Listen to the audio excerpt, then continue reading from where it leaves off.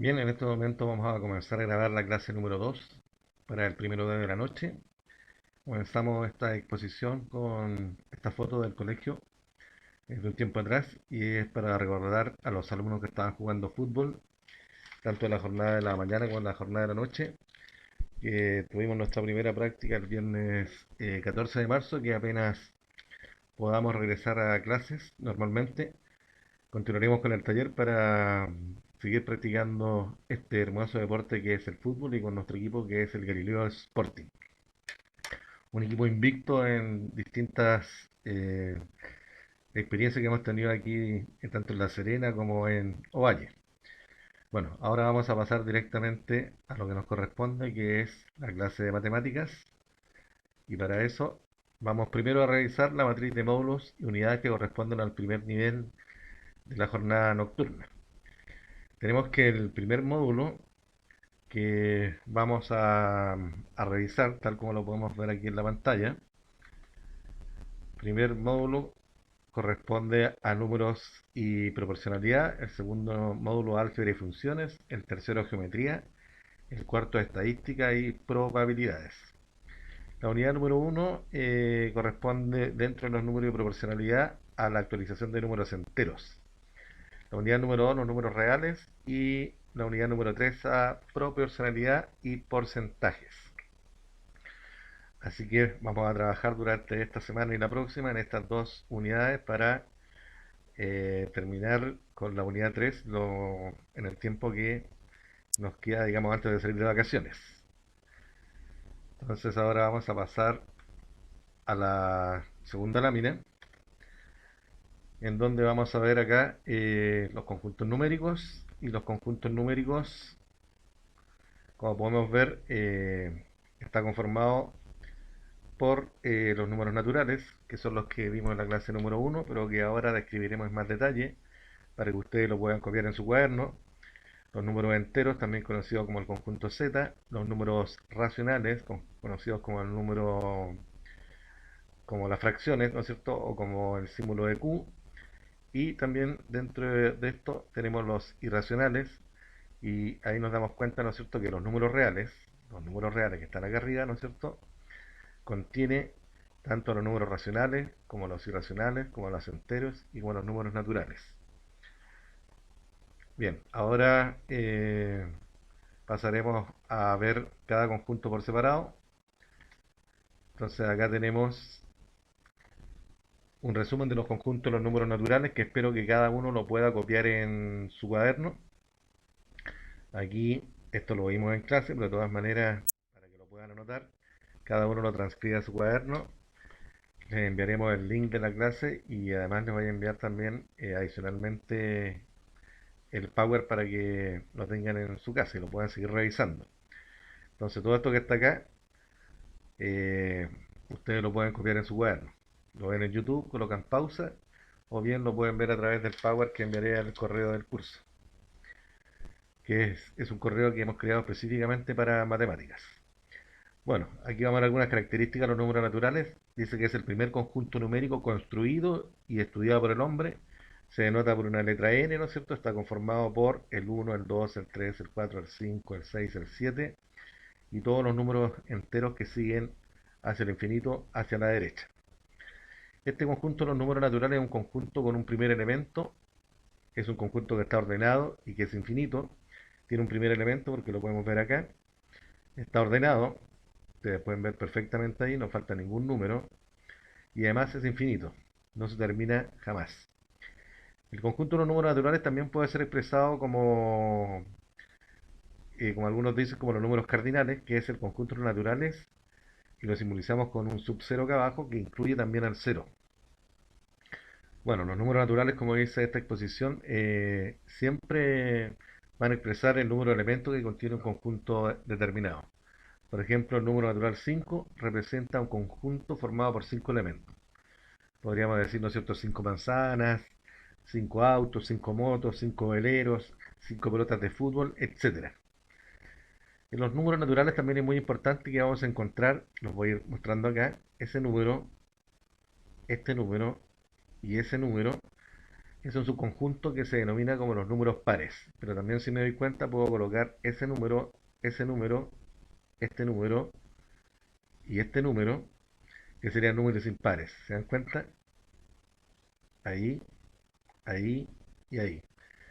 Entonces tenemos un subconjunto de números pares, como ese, como este, después vendrá el 8, el 10, el 12, etcétera, y también un conjunto de números impares como los que están acá.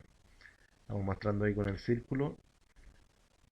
¿Se dan cuenta? Entonces siempre vamos a encontrar un subconjunto de números pares e impares. ¿Cuál es la relación de orden, digamos, dentro de este conjunto numérico de los números naturales? Siempre hay un número que va a ser menor o mayor o igual que otro. Por ejemplo, el número 3, ¿no es cierto? Es mayor que 2, pero es menor que 4. Entonces vamos a leer acá, dice que en el conjunto de los naturales se pueden definir las relaciones de orden, menor que, mayor o igual que. Entonces, si tengo dos números naturales, siempre hay uno que va a ser menor y otro mayor, salvo que ambos números sean iguales. ¿No es cierto? Comparo estos dos números naturales, si los comparamos el 2 y el 3, uno de estos dos números es mayor que el otro, ¿correcto? Y el otro número es menor que el que está acá. Pero ambos números también, pero también podría darse el caso que los números sean iguales. Por ejemplo, si comparo el 3 con el 3 sería igual al 3. Si yo comparo el 2 con el 2 sería igual al 2. Ya, estas son algunas características de los naturales. Ahora vamos a ver la próxima diapositiva. Y ahora vamos a ver el conjunto de los números enteros, o el conjunto Z. Estamos haciendo un resumen para que usted vuelva a repetir, lo copie en su cuaderno. Cada una de estas láminas la copia en el cuaderno. Dice que algunas de las características de este conjunto numérico son que el conjunto Z está formado ¿por qué? Por los enteros positivos. Siempre estamos hablando de enteros. Es decir, el 1, el 2, el 3, el 4, el 5, el 6, el 7, el 8, el 9, el 10, el 11, el 12, etcétera. Pero además de estar formado por los enteros positivos, también está formado por el 0 y por los enteros negativos. Por ejemplo, el menos 1, el menos 2, el menos 3, el menos 4, etcétera. Todos estos números conforman el conjunto de los números enteros, el cual se denota de esta forma. Lo simbolizamos con la letra mayúscula Z, y aquí podemos ver que tenemos el 0, el 1, el 2, el 3, el 4, el 5, el 6, el 7, el 8, pero los números que son menores que 0 son el menos 1, el menos 2, el menos 3, el menos 4, se encuentran al lado izquierdo a partir del 0. Se dice que este conjunto, el conjunto Z, además es un conjunto que está ordenado. Obviamente, ahí podemos ver un orden. Es infinito porque no termina nunca y sin primer elemento. Aquí no hay un primer elemento porque como el conjunto es infinito, no tenemos un punto de partida. ¿Ok? Los números negativos se escriben con un signo negativo, como está acá, delante del número para indicar que es menor que 0. Por ejemplo, menos 1, menos 2, menos 3, menos 4. Ahora vamos a ver la siguiente lámina. Bien, ahora vamos a ver las relaciones de orden en el conjunto Z, es decir, en el conjunto de los enteros positivos y negativos. Aquí podemos ver claramente la definición que hemos colocado ahí, que dice que el conjunto de los números enteros se pueden definir, que en el conjunto, perdón, de los números enteros se pueden definir las mismas relaciones de orden que los números naturales. Es decir, vamos a encontrar menor que, mayor que o igual que. Dados dos números enteros, siempre hay uno mayor y otro menor, salvo que ambos números sean iguales.